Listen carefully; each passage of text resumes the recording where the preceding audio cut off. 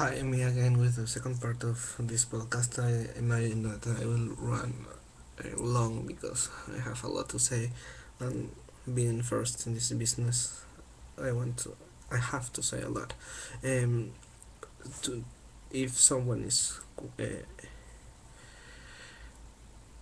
thinking about the blue background on my blue face, no, my webcam isn't bad. I just turn it blue because I feel that the episode makes me blue in a manner of speaking. Um, Probably you will see me someday in real color. Well, I was talking about the battlestar galactification of Stargate. What Moore did with Galactica was innovative, was some might say genius, and I don't see that happening with Stargate Universe. The franchise they are working on it is good. The makers of Universe, unfortunately, are the same as Atlantis and SGU, SG1. So, well, when Enterprise happened, most of the people point fingers to the producers and the makers of the show in some way that took the original spirit of the series that Roddenberry made and made it their own experiment. We can't say Universe is that. I just think Universe was a bad idea they decided to go through. Um, well, about time, because that is what the podcast is about. Time was a good episode in the manner that it was in a way relevant to the sci-fi spirit of the show. That same sci-fi spirit we haven't seen so much already, because let's face it, in 9 episodes we have seen one, two, three aliens. Yes, sci-fi. It's not always about aliens, but as another guy that's called Nestif, no Nistif, has a channel I watch regularly, says to most guys, to most geeks, sci-fi has to be about spaceships, about aliens, about making exciting things with science, because as it has that name, no? Science fiction. And when you depart from the premise that science fiction can also be drama, you have to keep in the same way, in the same spirit of the genre you are working on. For example,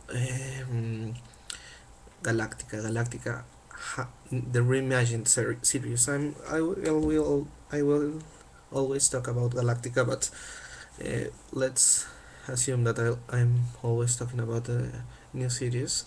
Galactica has this strong drama, a strong suspense component that is always related to science fiction, because all the traumas that the crew of the colonial fleet have, all the problems, all the battles, are in a very deep manner connected to this exodus they are going through in spaceships. And when they land in Caprica, the series doesn't lose this component, because they translate it to the silence, because we see a lot more of silence when they are on the ships. Yes, they are on the ships, so that's all the sci-fi you will get. They have the vipers, they have jumping around planets, stars, or whatever. And when you are on a planet, you lose this spaceship aura, but you gain a stronger silent component. They don't stop thinking for a moment that you have that you are in sci-fi. the thing that happens with the universe is that, of as I was saying, of all the 9 episodes we've seen so far, 3 aliens that were crappy, for crying out loud, because the dust demon, or whatever you want to call it, we've seen things like that in Stargate, in SGU1. Let's think of ascended beings. Ascended ancients look like storms, look like clouds of whatever it was, and that cloud reminded me of ascended beings. My first thought when I see that sand demon was, oh my god, an ancient. An ancient. It's on a planet far, far away from home, or ascended being at least. But no, it was an alien. Let's all think for a moment that we have seen that before. I had a deja vu moment. I hope most of the people that watched this also did. The second alien was that slimy thing, a lizard kind of worm, if you can make a worm a lizard, but that thing looked a lot like a ghoul. A ghoul on asteroids, but a ghoul. And that's not new. And the third alien form was a bacteria. My god.